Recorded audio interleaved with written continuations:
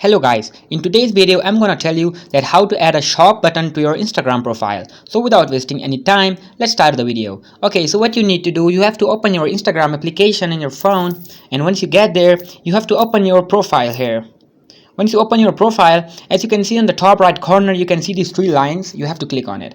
Once you click on it, you will see this settings option here, and you have to click on it, and after that you have to go to your accounts. Once you get there, you have to scroll down a little bit, and then you will find this option, switch to professional account, and you have to click on it. And once you do this all, it will basically ask you that what your service is about, and like stuff like that, if you're doing a product marketing or something like that. And after that, it will give you 3 to 4 symbols, whatever you want to add to, for the shop button for your Instagram profile. So that's how you can add a shop button to your Instagram profile.